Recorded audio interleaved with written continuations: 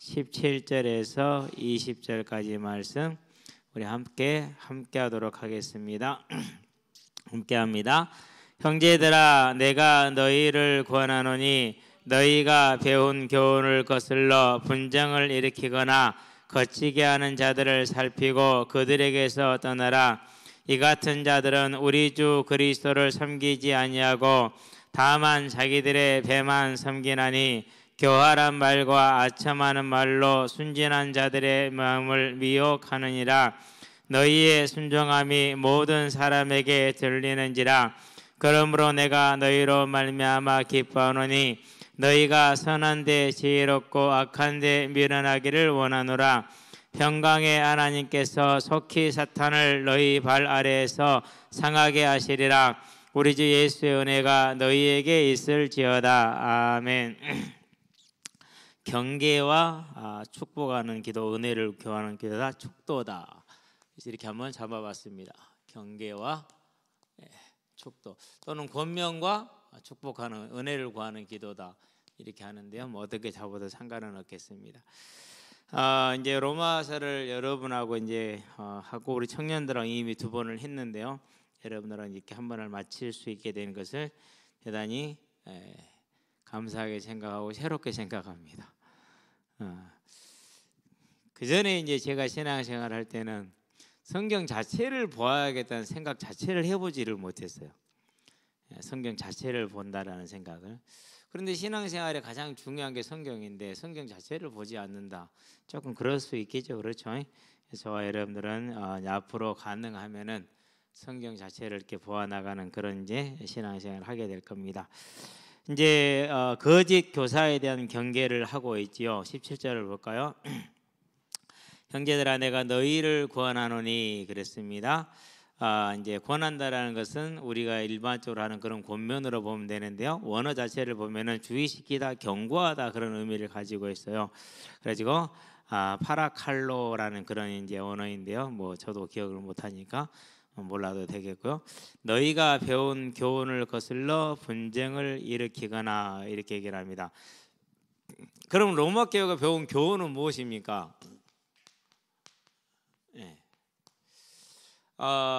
가장 크게 이제 우리가 생각해봐야 될 것이 먼저 어떻게 봅니까? 1장에서 11장까지 여기가 이제 교리를 다루고 있다고 그랬잖아요. 그러면 그 교리에서 1장에서 3장은 뭘 다루었죠? 모두가 다 죄인이라는 것을 말했어요. 그럼 이 모두가 다 죄인에는 누구도 포함이 되는 겁니까? 유대인도 포함이 되는 거예요. 근데 중요한 건 어떤 유대인이 포함돼요? 할례를 받은 유대인도 포함돼요.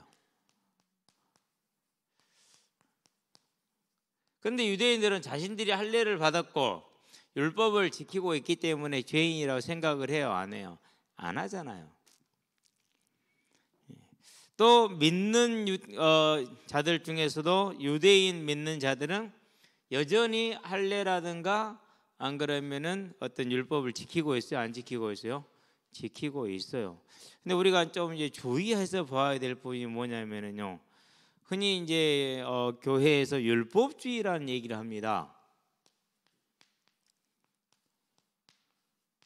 그런데 제가 교회에서 교회를 비판하는 사람들이 율법주의라는 단어를 쓸 때 가만히 보니까는요, 그분들은 율법주의라는 말을 자기들 편의대로 썼어요. 율법주의는 뭘 말하느냐 하면은요, 이런 걸 말해요. 자, 사도행전 15장에 보니까 예루살렘 교회에서 교사들이 어디로 왔어요? 안디옥 교회로 왔어요. 거기 와서 뭘 얘기를 하죠? 너희가 예수를 믿어도 무엇을 받아야 구원을 받는다고 말하죠? 할례를 받아야 된다고 얘기를 해요. 그래서 다툼이 일어났어요. 그러면은 거기에서 온 그 안디옥에서 온 교사들은 율법주의일까, 율법주의가 아닐까요? 그건 율법주의가 아니에요. 왜 율법주의가 아니죠? 예수를 믿은 것을 뭐 했어요? 인정을 하고 있었기 때문에. 그래서 율법주의라는 것은 순전하게 율법을 통해서 구원을 얻겠다라는 그런 사람들을 말하는 것입니다. 그게 이제 안식일 교회가 대표적인 케이스예요. 오늘날로 본다면은. 그러면 그 외에는 교회가, 율법주의 교회가 있어요, 없어요? 없어요. 그런데 이제 거짓 교사들은 거짓 이제 선지자들은 그렇게 얘기합니다. 교회를 공격할 때 율법주의다 이런 식으로 얘기를 합니다. 실은 그게 아니었거든요. 그러니까 우리가 이제 이런 부분들을 자세하게 따지고 보면은 쉽게 찾아낼 수가 있는 것들이. 그래서 율법주의라는 것은 오직 바리새인처럼, 그리고 어디에서요? 로마서 10장에 있는 유대인들처럼 그들은 자기들이 율법을 지켜서 구원을 얻겠다는 이런 사람들이었단 말이죠. 그게 율법주의예요. 이것이. 자, 그런데 이제 율법주의를 우리 이렇게 이해를 하게 된다면은 앞으로 여러분의 신앙생활을 하면서 분명히 사단은 또 틈타려고 많은 노력을 할 겁니다. 그럴 때 교회를 이렇게 공격에 들어올 때 그런 교회는 없다라는 거, 그 사람이 거짓말했다라는 거, 안 그런 율법주의를 지 멋대로 만들어낸 겁니다. 어쨌든 1장 3장은 유대인 할례를 받고 율법을 지키고 너희들 또 뭐다? 죄인이다를 말하고 있죠. 자, 그런 죄인들에게 3장에서 4장에서 뭘 말합니까? 이제 달리 구원을 받는 것이 아니라 오직 믿음으로만 가능하다는 이신친 거죠. 요걸 얘기를 했어요. 그러고 이제 5장에서는 하나님과 믿음으로 하나가 됐으니까 화평을 누리고, 6장은 뭐를 떠나자는 거죠? 이제는 더 이상 죄의 종노릇 하지 말고 의의 종노릇을 하라. 그 말은 무슨 말일까? 빛과 소금의 사명을 담당하라는 것이고 빛과 소금의 삶을 살라는 얘기입니다. 그걸 가르쳐서 임마누엘이라고 그럽니다. 경건의 삶. 그게 6장이죠. 7장에서는 뭘 말합니까? 율법의 선한 역할을 얘기를 해줍니다. 자, 율법이 뭘 보게 합니까? 예수를 믿고 성령을 받은 나까지도 내가 내면을 율법을 통해서 보니까 뭐이더라? 죄인이더라. 그래서 나는 또 뭘 잡아야 됩니까? 십자가 외에는 잡을 게 없어요. 그거 외에는 다른 방법이 없는 거예요.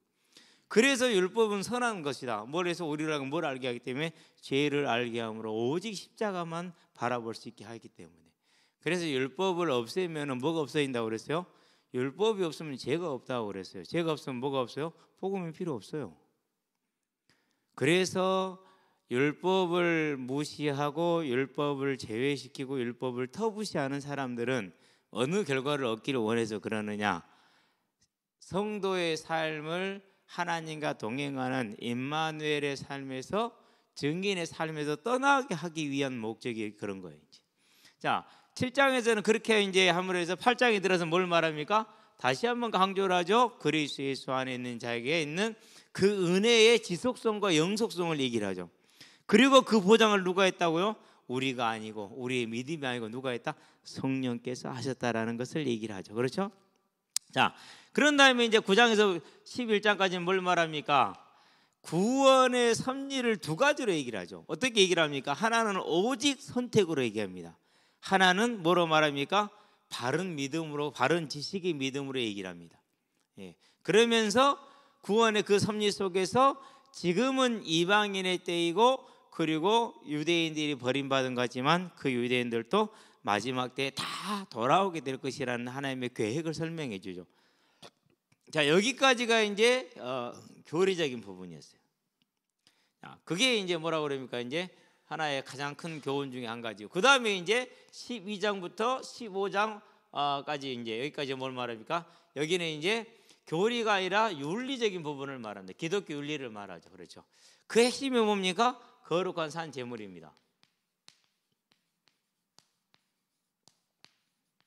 예수님이 그것을 마태복음에서 5장에서 13절에서 16절에 빛과 소금입니다 이렇게 얘기를 했죠. 그렇죠? 이 사람을 여기 있어요. 자, 이것을 이제 갈라디아서 5장에서는 뭐라 했습니까? 16절에서 24절인가요? 24절, 25절까지인가요? 여기서는 성령의 열매와 그런 다음에 이제 이런 것들을 지적을 하고 있죠. 그러면은 이 윤리적인 삶을 저와 여러분들이 반드시 뭐 해야 된다? 살아야 된다. 마태복음 25장에 뭐랍니까? 25장에서는 이제 31절에서 46절까지 이제 요 부분을 가지고 이제 심판의 때에 뭘로요? 저와 여러분이 주여 주여 하는 것이 아니라 7장 15절에서 얘기를 하고 있죠. 뭘 말합니까? 이제 주여 주여 하는 자마다 다 천국에 들어갈 것이 아니라 아버지의 뜻대로. 아버지의 뜻은 뭐죠? 이거예요. 이제 토요일 수요일 날 함께 하나님의 뜻에 대한 얘기를 했는데, 중요한 연결고리 하나를 빼뜨렸어요. 그래서 끝나고 나서 얼마나 가슴을 치고 후회를 하고 해결을 했는지, 어찌 그 연결고리를 빼뜨렸을까. 이렇게 되면 하나님의 뜻에 대한 설명이, 전반적인 설명이 안 되는데, 그랬는데 오늘 어제 이제 말씀을 준비를 하다 보니까 하나님이 그 부분을 다시 한번 이제 할 수 있도록 해주셨어요. 아마 주일날 다시 한번 할 수 있지 않을까, 그런 생각이 들어요. 성경이 정확하게 말하고 있는 바가 뭐냐? 회복입니다. 그러면 회복은 뭘 뜻하는 겁니까? 창세기 1장의 에덴 동산의 회복을 말합니다. 거기에서는 하나님과 우리가 죄가 없이 온전한 상태로 하나로 지냈습니다. 그러는데 그 하나님의 온전한 세상이 사단으로 말미암아서 인간의 탐심과 교만으로 말미암아 훼손을 당했습니다. 그 훼손을 당해서 하나님은 다시금 훼손당한 걸 회복시키심으로 온전한 영광과 존귀와 찬양을 영원히 받기를 원하십니다. 그것을 위해서는 훼손된 걸 치유해야 되니까 대속의 제물을 드렸죠. 그러고 나서 이제 대속의 제물을 드렸다는 건 회복을 위한 길을 준비했잖아요. 그럼 뭡니까? 이제 사망에 있는 생명을 구원하는 것이 하나님의 뜻이죠. 그게 하나님의 뜻이 어디서 이미 이루어졌어요? 하늘에서는 다 이루어졌어요. 대속의 사역이 이제 완성이 됐어요. 그것이, 그 사명을 이제 적용시키는 것은, 널리 전파하는 것은 저와 여러분들에게 맡겨진 의무이기도 하고 특권이기도 하고, 이렇게 해서 이제 하나님의 뜻이 설명이 되어져야 됐었는데, 그 부분을 이제 중간 연결고리 부분, 곧 이제 사망에 있는 우리를 살리는 것이 그 뜻이 빠졌어요. 그래서 이제 그걸 집어넣어야 되는데, 그래야 살려야 뭘 할 수 있어요? 다시 죽은 자들이 살아나서 하나님께 영광과 존귀와 찬양을 영원히 돌릴 수 있잖아요. 그렇죠? 그걸 이제, 그게 하나님의 뜻이란 말이에요. 근데 이제 그 부분을 조금 빼뜨렸고, 요한복음 6장 38절에 40절을 빼뜨려 가지고 너무 아쉬웠는데요. 어쨌든 로마서는 이렇게 구성이 되어져 있습니다. 그래서 이 거룩한 산 제물의 삶, 그걸 이제 12장 15절까지 얘기를 했습니다. 그래서 오늘 보니까 뭐라고 했습니까? 17절에 자, 형제들아, 내가 너희를 권하노니 너희가 배운 교훈을, 그랬어요. 요걸 말하는 두 가지를 다. 이것을 거슬러 분쟁을 일으킨다. 그 말은 무슨 말입니까? 이신칭의에서 이제 율법을 지켜야 된다, 이런 것들도 분쟁을 일으키게 되는 것이죠. 실제로 안디옥에서 심한 분쟁이 있었잖아요. 그렇죠?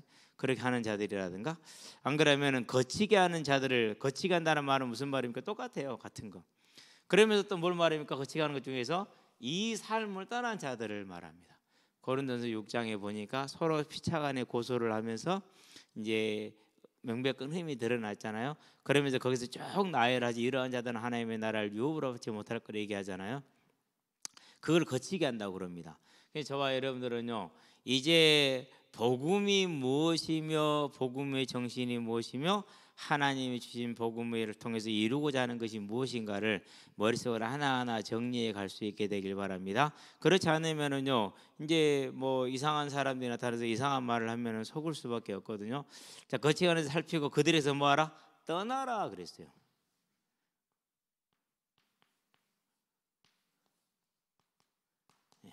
중요한 얘기입니다.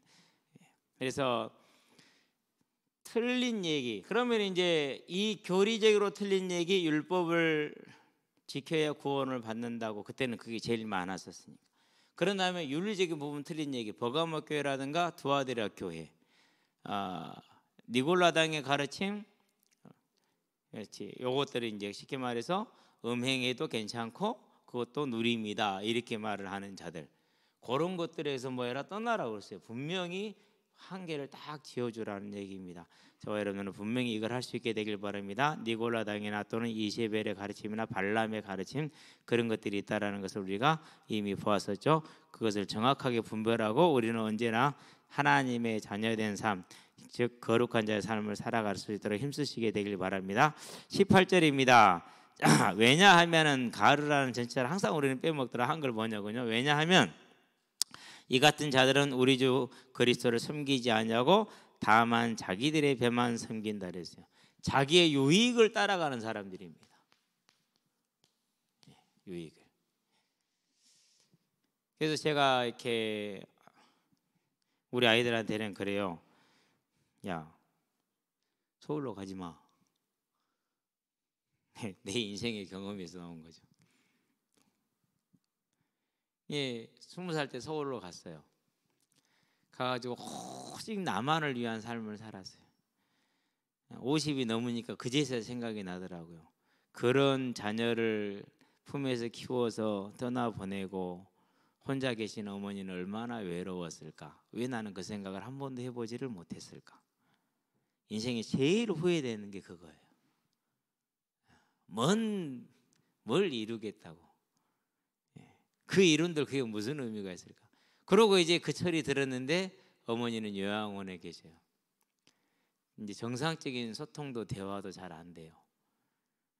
하나님이 이 땅에 준 복 중에 복이 뭡니까?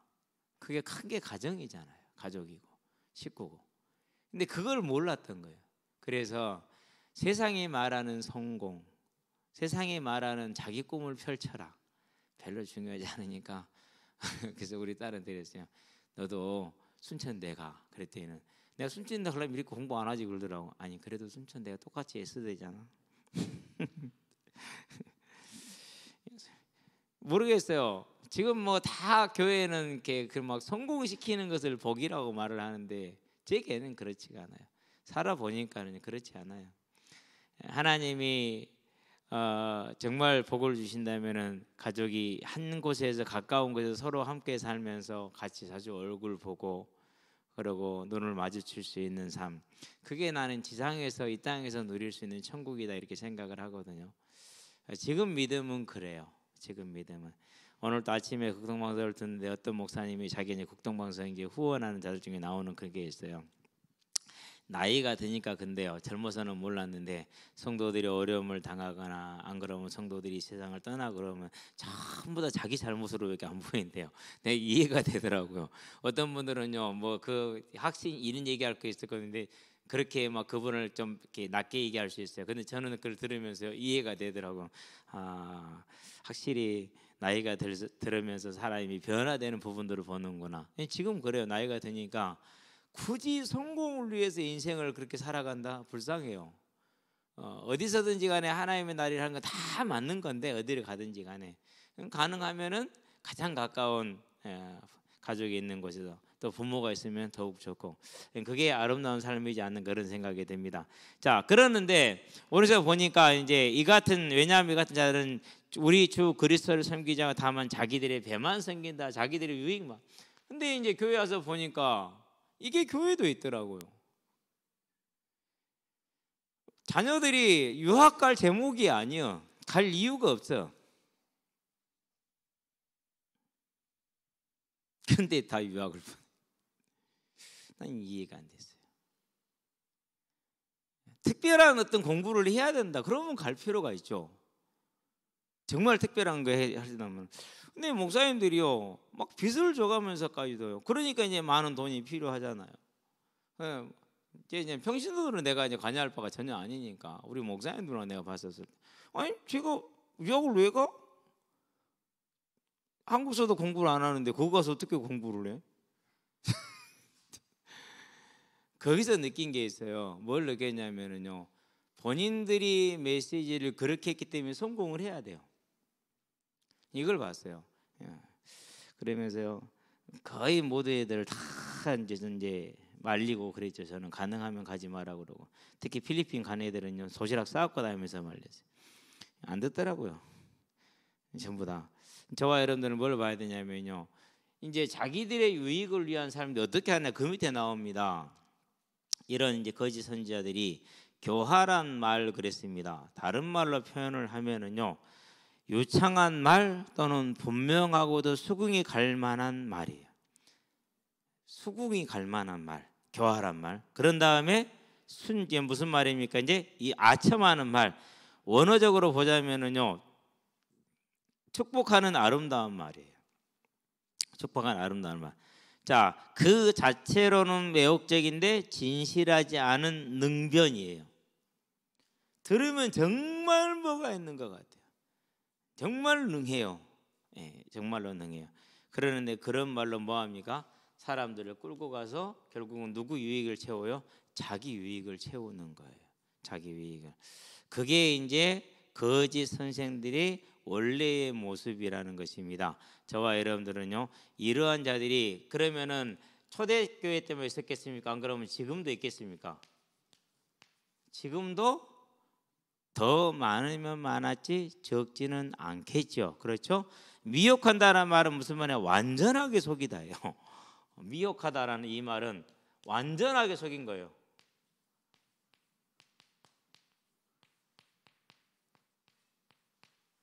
그렇기 때문에 뭐 신천지라는 데 이런 데 들어간 아이들이 목회자 자녀들도 많고요. 부모들이 그렇게 아이에게 호소를 하고 외치고 해서 들어요, 안 들어요? 안 듣죠요. 이렇게 속았거든요, 완전하게. 절대로 안 들어요. 예. 그래서 저와 여러분들은요, 바른 말씀을 중심으로 오늘 우리가 로마서를 제가 하는 이유가 거기에 있어요. 바른 교리와 그리고 바른 윤리적인 삶이 성도의 바른 삶을 받은 믿음이라는 걸 증거하고 세우기 위해서요. 어떤 사람들은 이것을 율법이라고 다 지웠거든요. 그렇게 해서 뭐 하겠어요? 또 본인들도 그렇게 살면서 그렇게 해서 성도들을 그렇게 이제 미혹하는 경우가 많기 때문입니다. 19절 볼까요?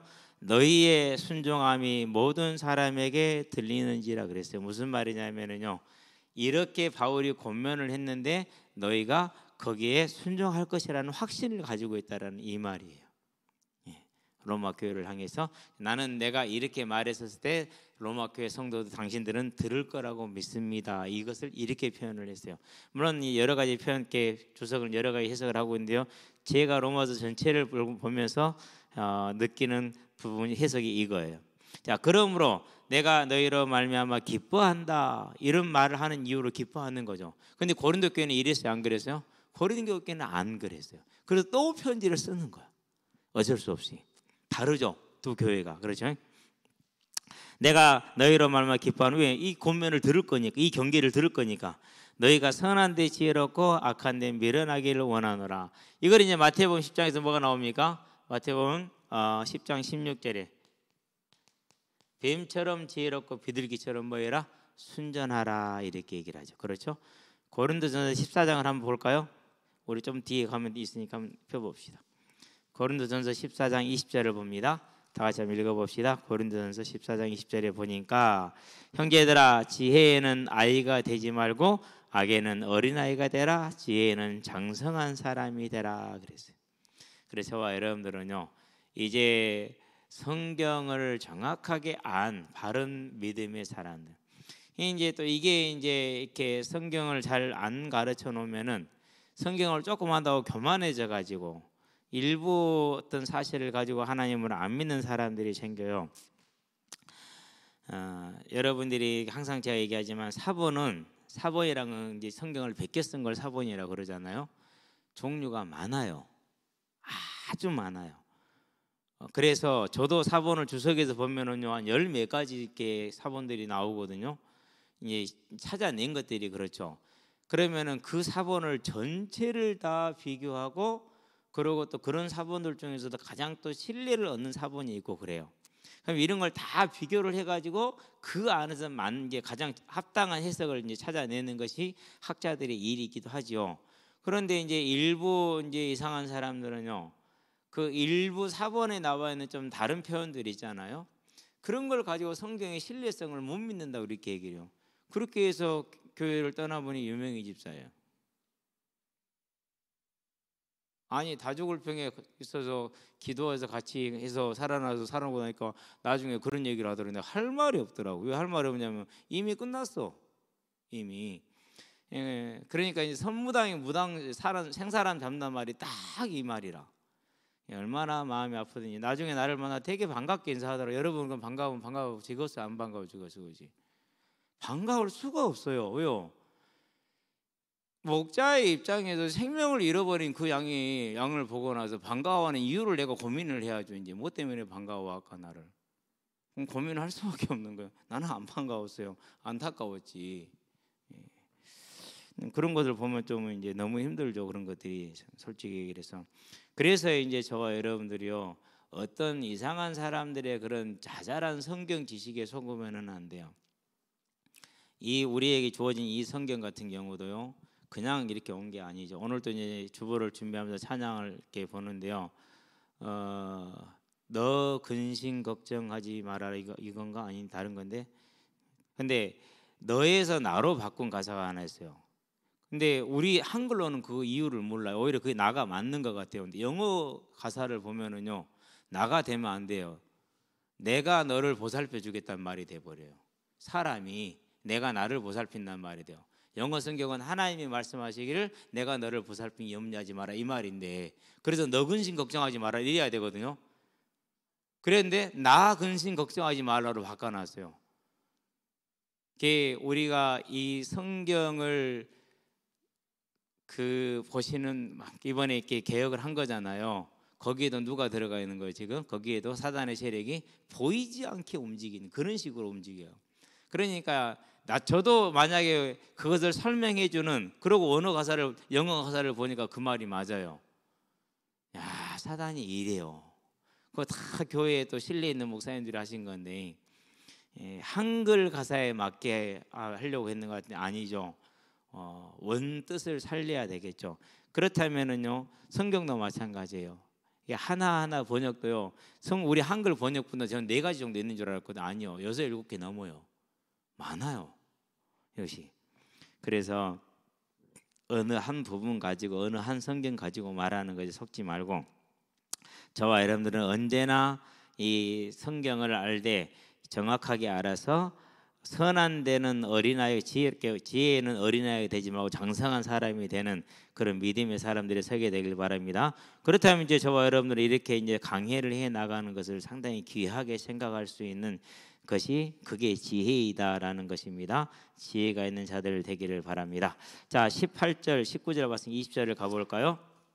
20절에 보니까 평강의 하나님께서 속히 사탄을 너희 발 아래에서 상하게 하시리라. 우리 주 예수의 은혜가 너희에게 있을지어다라고 이제 은혜를 구하는 축도를 해주고 있죠.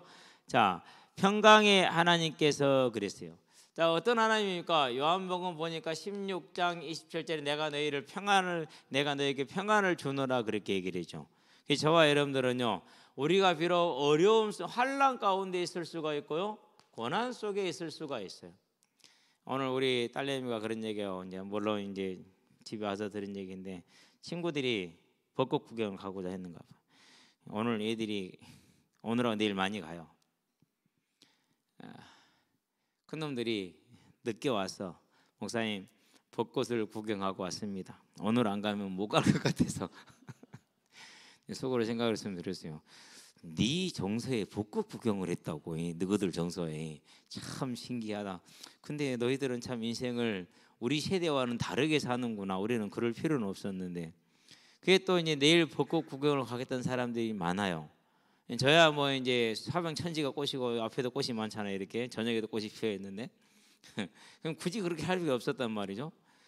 그렇다고 우리 앞에 보면은 이제 매화부터 시작을 해서 꽃이 피잖아요. 여러분 별로 관심이 없어 보이더만요. 나는 쳐다보면 되게 예뻤는데, 그게 이제 어제 같은 경우도 이제 광영동 넘어가서 넘어가다 보니까 그 중복도로에 꽃이 나무가 많이 컸더만요. 벚꽃나무. 그래서 이제 하동 거기하고 버젓하더라고요. 갈 필요 없더라고요. 다 이렇게 보고 왔는데요. 애들이 이제 그런 얘기를 하면서 속으로 생각할 때, 이 자식들 누구들이 뭔 벚꽃 구경한다고. 근데 이제 우리 딸내미는 못 갔어요. 왜 못 갔을까요? 예배가 있어서 못 갔죠. 이제 하는 말에, 내가 꽃을 보고 싶겠어? 내가 친구들랑 함께 있기를 원했지. 그래도 내가 예배가 있으니까 안 간 거야. 똑바로 알고 있어야 돼. 예, 제가 똑바로 알고 있겠습니다. 그렇다 할지라도 뭘 누리라고요? 하나님이 약속하신 평강. 저와 여러분들은 어떤 형편과 사정을 놓치지 마시게 되길 바랍니다. 자, 평강의 하나님께서, 우리에게 환난 가운데서 고난 가운데서 평안을 주시는 하나님께서 사탄을 너희 발 아래에서 상하게 하시리라 그랬어요. 자, 이미 상했습니다. 언제 상했습니까? 계시록에 보니까 12장 7절에서 9절에 예수님의 십자가 대속으로 말미암아서, 20장에 보니까 2절에 말하면 어떻게 됐습니까? 사단을 영원한 결박으로 가두어 버렸습니다. 이미 상했어요. 그런데도 지금 뭐 활동을 하고 있죠. 완전한 승리는 언제 이루어지는 겁니까? 주님이 다시 오시는 재림의 때에 이루어집니다. 자, 그러면은 이 사실을 알고 있는 바울이 속히 사단을 너희 발 아래에서 상하게 하시리라, 이 말은 뭘 말하는 것입니까? 이미 결정적인 패배를 당했다. 그러나 마지막 날까지는 활동을 할 것이기 때문에 그날까지 뭐해라? 끝까지 견뎌내라라는 것을 이렇게 지금 권면을 하고 있는 겁니다. 저와 여러분들도 마지막 날까지 싸우는 걸 멈추지 마시게 되길 바랍니다. 항상 기억해야 돼요. 사단은 어떤 방법을 통해서든 저와 여러분을 무너뜨리려고 역사할 것이라는 사실을 기억을 하고 영적인 싸움, 육신적인 싸움에 쉬지 말게 되기를 바랍니다. 자, 우리 주 예수의 은혜가 너희에게 있을지어다, 그렇게 얘기를 했어요.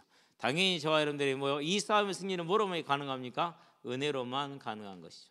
그래서 언제나 하나님의 은혜를 구하고 은혜 안에 거하시게 되길 바랍니다. 그러려면 뭐 해야 됩니까? 그러기 위해서 항상 깨어서 하나님의 은혜를 입을 수 있는 삶의 규모, 그걸 우리 학생들 때는 사주경계다. 예배와 성경의 말씀을 가까이 하는 것과 찬송과 기도와 전도이다, 이렇게 얘기를 했어요. 저와 여러분들 언제나 이런 믿음에 설 수 있게 되길 바랍니다. 그래서 이제 이번 주 전도 목표가 3명인데 1명은 했어요. 2명이 남았는데 그 중에 1명은 내일 모레 대회가 있어서 1박 2일짜리 대회를 가야 돼. 그러고 이제 1명은 아마 내일 볼 수 있을 것 같은데, 그것까지 하면 3분의 1은 되는데 아마 일요일 날은 끝나니까 오겠죠. 그래, 일요일 날 하면 되겠죠. 그러려면 제가 뭐 해야 됩니까? 이제 그 현장 속에서 모든 분위기를 다 잡아서 복음을 전할 수 있게 하려면 내가 누구 안에 있어야 돼요? 무엇 안에? 하나님의 은혜 안에 있어야겠죠. 저와 여러분들도 이 세상을 이기는 힘을 얻기 위해서 언제나 하나님의 은혜 안에 있게 되길 바랍니다. 자, 이어서 이제 바울이 로마 성도들에게 자기 동료들을 소개하는 장면입니다. 여러분들도 이와 같이 하나님의 일꾼으로서 인정받게 되길 바랍니다. 나의 동역자 디모데 그랬어요. 여러분은 전도자의 동역자로 서로 간의 동역자가 되어지게 되길 바랍니다. 나의 친척 누기오 그랬어요. 여기서 뭐 친척이니까 진짜 뭐 큰 집 작은 집 이런 친척을 말하는 것이 아니라는 걸 이미 알고 있죠. 유대인으로서 함께 복음에 헌신한 사람을 이렇게 말합니다. 누기오와 야손과 소시바더가 너희에게 문안하느니라, 그렇게 얘기를 했습니다. 자, 야손은 바울이 데살로니가에 머물 때 사도행전 17장이죠. 소동이 일어났을 때 바울을 도왔던 그런 사람이라는 걸 우리가 알고 있습니다. 자, 누기오는 안디옥 교회의 선지자이자 교사인 구레네 사람 루기오이거나 안 그러면 복음서의 저자인 누가라는 견해가 있는데 어느 것도 확실하지는 않다. 그러니까 이런 사람들이 있었구나라는 것을 알면서 저와 여러분들도 전도자의 동역자로 서는 인생을 만들어가는 오늘이 되게 하시게 되길 바랍니다. 그게 다입니다.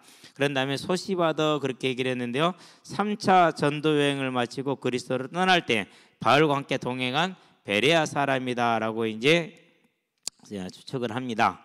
어쨌든 이런 동역자들처럼 저와 여러분들도 함께 이런 전도자의 삶에 들어가게 되길 바라고요. 자, 22절입니다. 뭐라고 말합니까? 22절에서는 이 편지를 기록하는 나 더디오도 주 안에서 너희에게 문안하노라.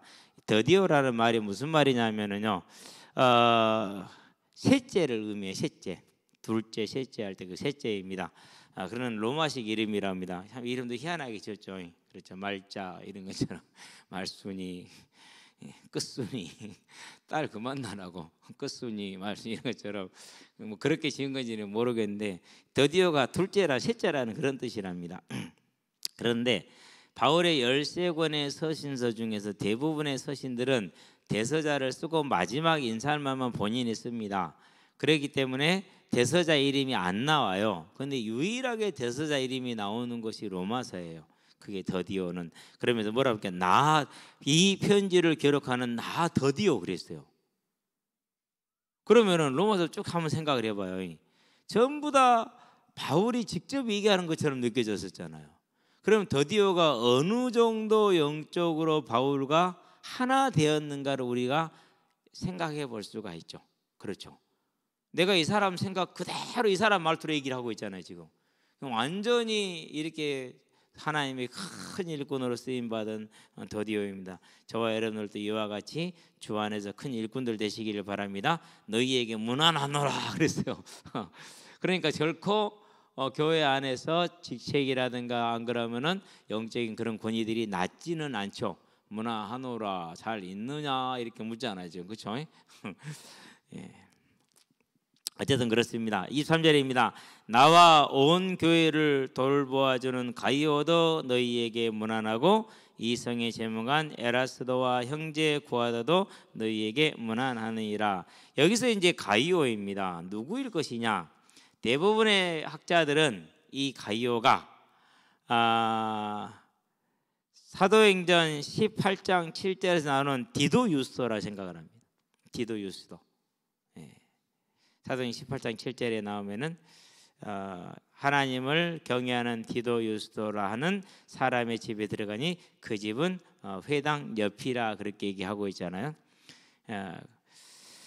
그렇게 얘기를 하는데 이제 이 가이오가 세 군데에서 나옵니다. 사도행전 19장 29절에서 이제 이렇게 마게도냐에 가이오가 한 사람이 나오고, 그다음에 더베 사람 사도행전 20장 4절에 한 사람이 나오고, 그런 다음에 요한 3서 1장 1절에 이제 언급되는 가이오가 이 세 사람이 다 아니고 고린도 지역에 있는 회당 옆에 디도 유스도가 가이오일 것이고, 그리고 바울이 로마서를 쓰는 집도 이 사람의 집일 것이다라고 지금 생각을 합니다. 그래서 이제 이 가이오를 했는데, 자, 교회를 돌봐준다. 옛날에는 식주인이다 이렇게 되어 있었죠. 식주인 크세노스라는 식주인을 얘기하는 것인데요. 초청된 친구라는 그런 뜻에서 바뀌어가지고 이제 식주인으로 이렇게 이제 의미가 된 단어이기도 합니다. 그렇다는 얘기는 이제 디도 유스도 집은 회당 옆에 있지만은 바울이 머물 수 있는 그런 유력하고 부자 집이라는 걸 생각할 수 있습니다. 재무관 에라스도, 고린도시의 재무관이죠. 에라스도라고 그랬습니다. 그러니까 고린도시의 재산 관리인인 겁니다. 상당히 직위가 크지요. 그렇죠? 그리스도 재무관 에라스도와 형제 구하도, 여기서 형제라는 것은 이제 믿는 형제를 말하는 것입니다. 구하도는 넷째예요. 앞에 더디오는 셋째고 구하도는 넷째고, 뜻이 그래요. 그러면 뭐 형제일까요?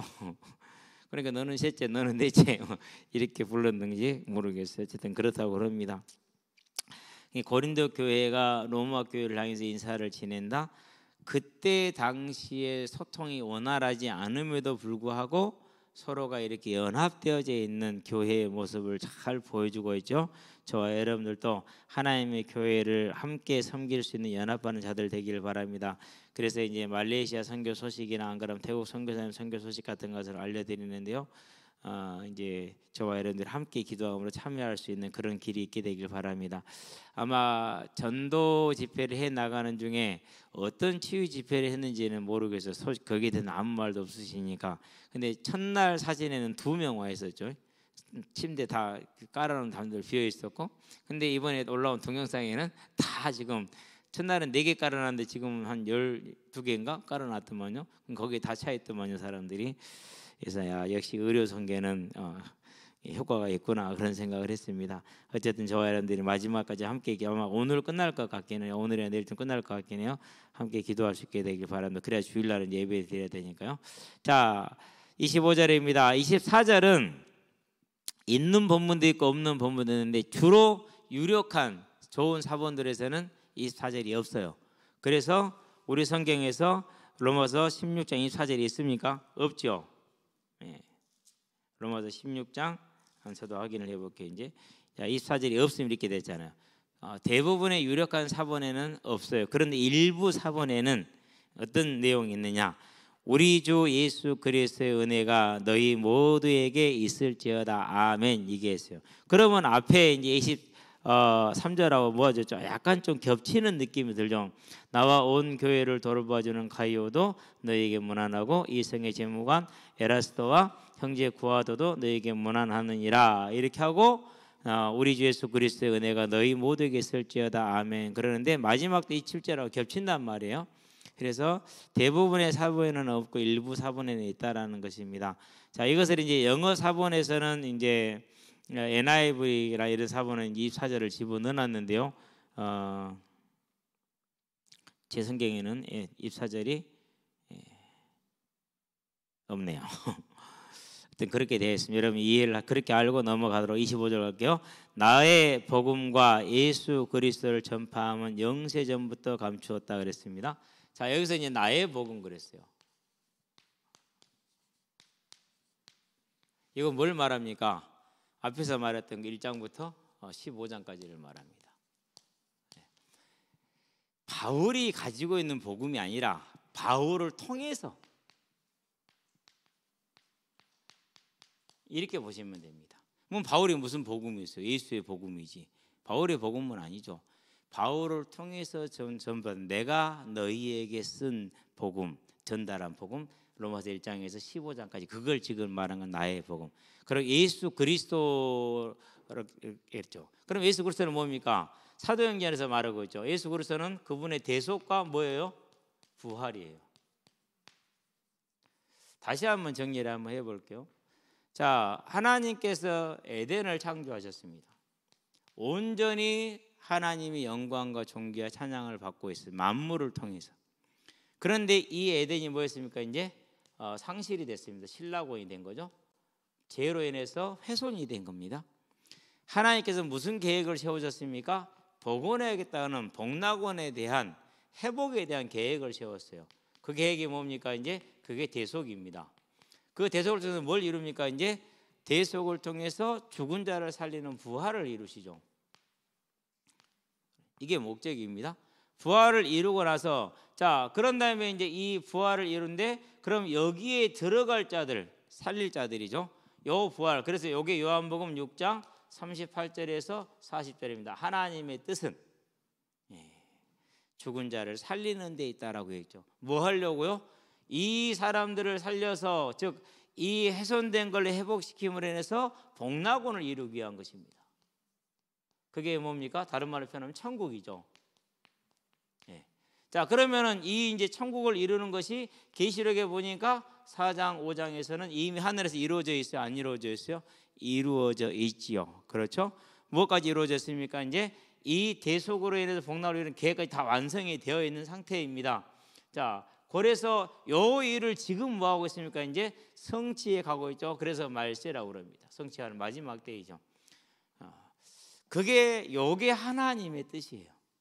잃어버린 에덴을 영원토록 보존해서 회복을 시켜서 뭐 하시는 겁니까? 거기에서 영원토록 거룩하다, 거룩하다, 거룩하다 찬송과 존귀와 영광을 받기 위해서, 이게 하나님의 뜻입니다. 그 일을 위해서 대속을 이뤘고 그 일을 위해서 우리를 죽음에서 살리신 겁니다. 이게 하나님의 복음입니다. 그래서 저와 여러분들은 이 하나님의 복음에, 이 하나님의 복락원 천국에 초대받은, 택함을 받은 창세로부터 너희를 위하여 예비된 하나님의 나라, 예비된 하나님의 나라에 초대를 받은 저와 여러분이라는 걸 기억하시게 되길 바랍니다. 그게 뭐예요? 그게 예수 그리스도의 부활이다. 예수 그리스도를 전파하면 이겁니다. 이제 나의 복음, 이신 칭의와 거룩한 산 제물입니다. 그런 다음에 천국의 부활입니다. 요게 이제 예수 그리스도를 전파하는 것입니다. 예수 그리스도를 전파함은 영세 전부터 감추어졌다가 그랬습니다. 영세 전부터라는 것은 무슨 말입니까? 이 하나님의 계획이 어느 날 갑자기 하나 변경되고 새로 추가되고 그런 것이 아니라, 원래 계획된 대로 복락원을 계획한 그 계획대로 뭐 하는 것입니까? 처음부터 진행이 됐다라는 것을 말하는 것입니다. 완성되었던 것이 뭔가 하나씩 하나씩 실체를 드러내는 거죠. 밝혀진 거죠. 그러니까 밝히신 거죠. 그걸 지금 말하는 것입니다. 자, 그래서 이제 26절을 보도록 하겠습니다. 보니까 이제는 나타나신 바 되었으니 영원하신 하나님의 명을 따라 선지자들의 글로 말미암아 모든 민족이 믿어 순종하게 하시려고 알게 하신 바 그 신비의 계시를 따라 된 것이니, 이 복음으로 너희를 능히 견고하게 하실 지혜로우신 하나님께 예수 그리스도로 말미암아 영광이 세세토록 있을지어다, 이렇게 얘기를 합니다. 자, 이것이 이제 선지자들의 글이다. 그러면 모세 오경을 말합니다. 이게 이제 시작이 되겠죠. 그런데 뭘 말합니까? 이제 그런 다음에 선지자들의 글 역사서입니다. 그런 다음에 예언서들입니다. 선지서들이죠. 예언서, 선지자 같은 말입니다. 자, 그런 다음에 시편입니다. 이걸 이제 선지자들이 그리다 이렇게 말합니다. 그럼 시편은 욥기서, 시편, 잠언, 전도, 아가서, 이걸 이제 시편이라고 그러죠. 그런 다음에 이제 오경 우리가 아는 바고요. 나머지 역사서에서 이제 말라기까지가 이제 선지자들이 글이 되겠죠. 이제 구약 전체를 말하는 겁니다. 이렇게 해서 모든 구약은 다 뭘 말한다고? 당연히 이 하나님의 계획, 신락원 훼손된 에덴을 회복시켜서 복락원 천국을 이루실 그 계획을 위해서 대속을 준비하셨고, 그 대속은 뭘 이루게 한 거죠? 죽은 자를 살리는 부활을 이루게 한 거죠. 그래서 그 부활을 통해서 뭘 이루겠다는 거야? 영원한 천국을 이루므로 다시는 훼손되지 않는, 영원히 하나님께 영광과 존귀와 찬양을 돌려드리기 위해서 하나님은 예비를 하고 계신다라는 겁니다. 일하고 계시다는 거죠. 그게 이제 선지자들의 글을 통해서 하나씩 서서히 뭐합니까? 이제 이렇게 밝히고 계시죠. 처음에는 여자 우선이었잖아요. 그렇죠. 그런 다음에 이제 이사야에서 가가지고 다시 한번 여자가 아들 그 이름을 뭐라고 하죠? 그때 가서 임마누엘이 나오죠. 이제 이런 식으로 이제 조금씩 이렇게 이제 계시의 폭을 넓혀주는 겁니다. 그러니까 저와 여러분들이 얼마나 복된 시대에 서 있는가를 우리가 알 수가 있는 것이죠. 자, 이게 이제 로마서를 쓴 목적이기도 합니다. 이것을 저와 여러분들 알려주기 위해서요.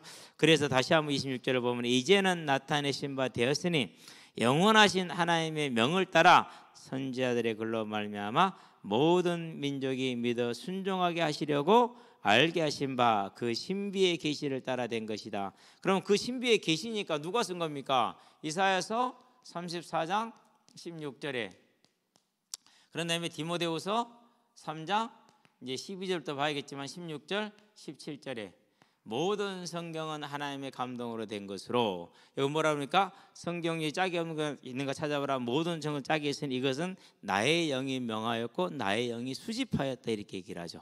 그래서 뭐라 그래요? 신비의 계시를 따라 된 것이다. 사람이 쓴 게 아니라 하나님이 직접 쓰신 것이다라고 지금 얘기를 하고 있는 거죠.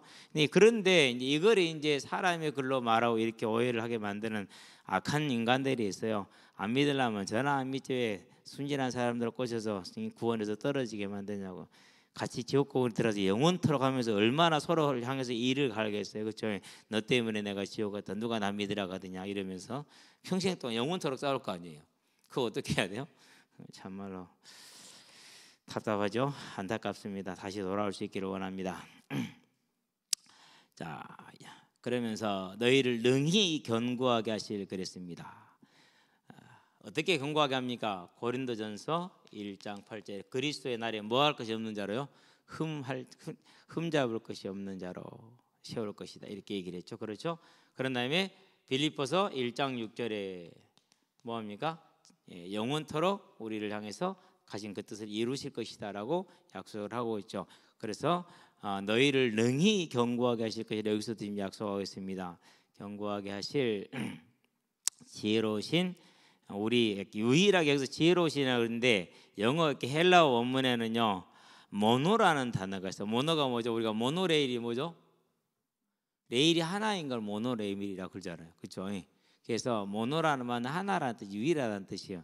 모노, 그런 다음에 소포, 모노소포, 소포 아닙니다. 소포입니다.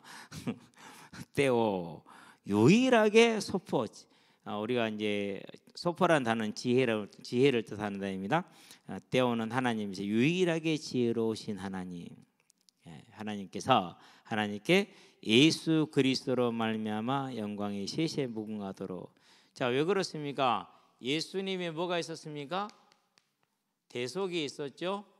그렇죠? 자, 그렇게 함으로써 이 대속으로 말미암아서 죄인들을 뭐 할 수 있었어요? 죄인들을 사서 하나님께 뭐죠? 드릴 수가 있죠. 이걸 뭐라고 그랬습니까? 제사장이라고 그랬습니다. 그래서 예수님이 영원한 제사장. 바울이 뭐의 제사장이라고 그랬었죠? 내가 복음의 제사장이다, 그렇게 얘기를 했죠. 왜요?